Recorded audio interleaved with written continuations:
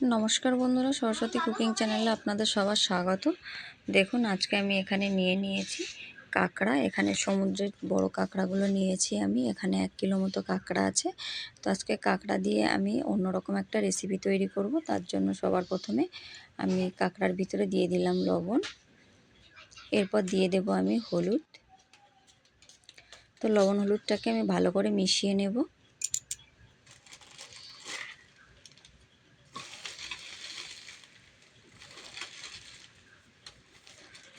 তো দেখুন, লবণ হলুদটাকে আমি ভালো করে মিশিয়ে নিয়েছি। চলুন এবার রান্নার দিকে চলে যাই।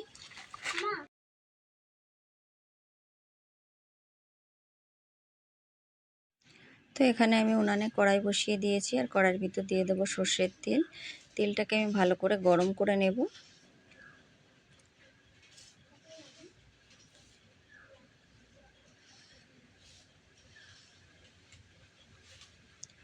তো দেখুন, তেলটা গরম হয়ে গেছে। এবার তেলের ভিতরে আমি সমস্ত কাঁকড়াগুলোকে দিয়ে দেব।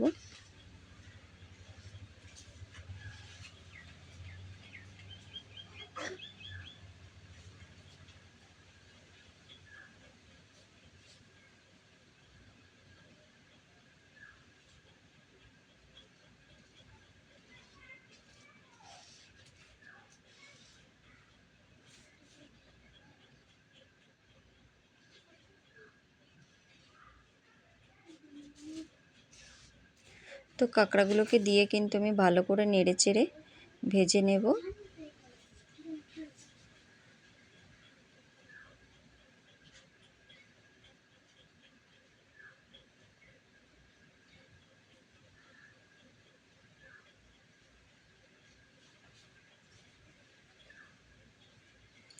তো কাঁকড়াগুলোকে কিন্তু ভালো করে ভাজতে হবে, যেহেতু এগুলো সমুদ্রের কাঁকড়া, সেজন্য ভালো করে ভেজে নিতে হবে।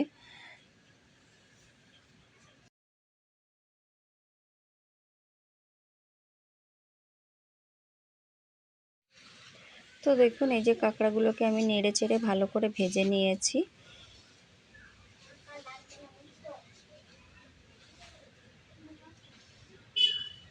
এবার এগুলোকে আমি উঠিয়ে নেব।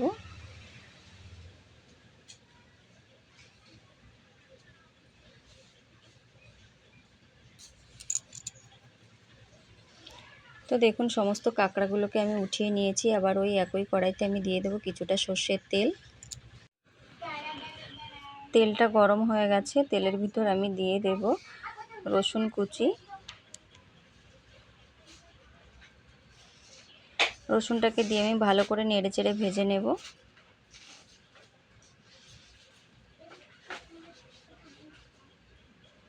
এরপর আমি এর ভিতরে দিয়ে দেব পেঁয়াজ কুচি। তো কুচিয়ে রাখা পেঁয়াজগুলোকে দিয়ে কিন্তু আমি ভালো করে ভেজে নেব। পেঁয়াজগুলো মানে নরম হয়ে যাওয়া পর্যন্ত আমি পেঁয়াজগুলোকে ভাজবো।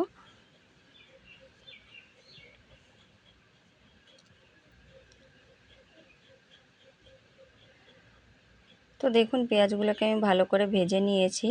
এরপর আমি এখানে একটা মশলা করে রেখে দিয়েছি। এখানে সর্ষে, লঙ্কা আর জিরে পেস্ট করা আছে।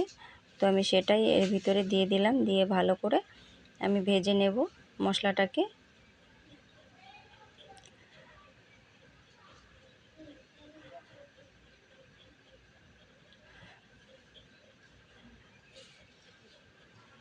তো মশলাটাকে আমি নেড়েচেড়ে ভালো করে কষিয়ে নিয়েছি। এরপর এর ভিতরে দিয়ে দেবো স্বাদ মতো লবণ, দিয়ে দেবো কালারের জন্য হলুদ,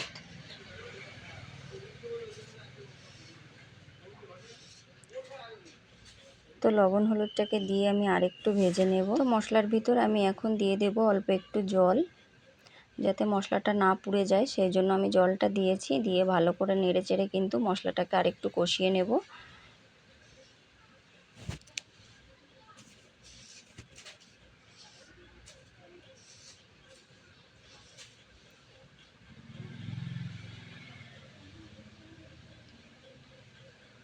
তো এর ভিতর এখন আমি দিয়ে দেব জিরে গুঁড়ো, দিয়ে দেব কাশ্মীরি রেড চিলি পাউডার, দিয়ে আমি আরেকটু কষিয়ে নেব।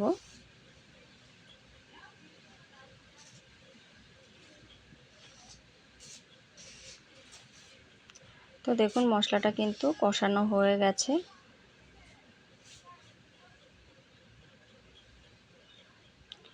যে মশলাটাকে আমি কষিয়ে নিয়েছি ভালো করে।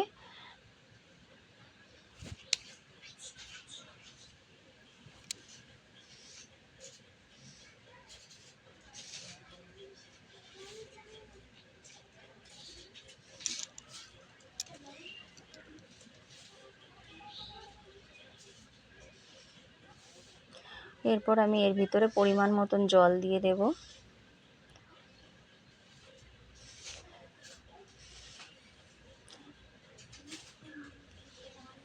তো জলটা ফুটে গেছে, এখন আমি সমস্ত কাঁকড়াগুলোকে এর ভিতরে দিয়ে দেব।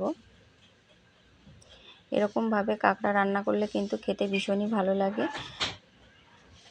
তো দেখুন আমি কাঁকড়াগুলোকে দিয়ে দিয়েছি। এবার আমি ভালো করে ঝোলের সাথে মিশিয়ে দেব।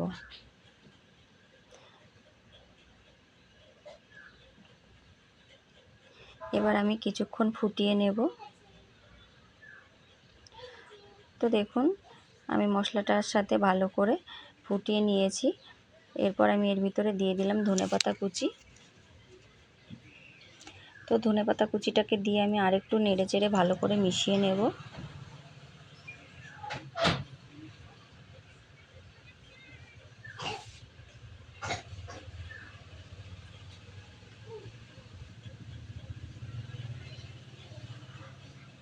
তো দেখুন এটা কিন্তু আমার প্রায় হয়ে গেছে। আমি এর ভিতরে দিয়ে দেবো সামান্য একটু সর্ষের তেল।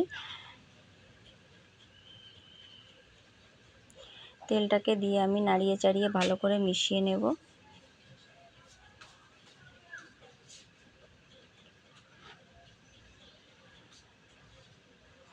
এরপর দেখুন এটাকে আমি নামিয়ে নিয়েছি। এটা কিন্তু ভীষণই সুন্দর হয়েছে। তো বন্ধুরা অবশ্যই বাড়িতে একবার এরকমভাবে কাঁকড়া রান্না করে খেয়ে দেখবেন, ভীষণ ভালো লাগে। আর রেসিপি ভালো লাগলে লাইক কমেন্ট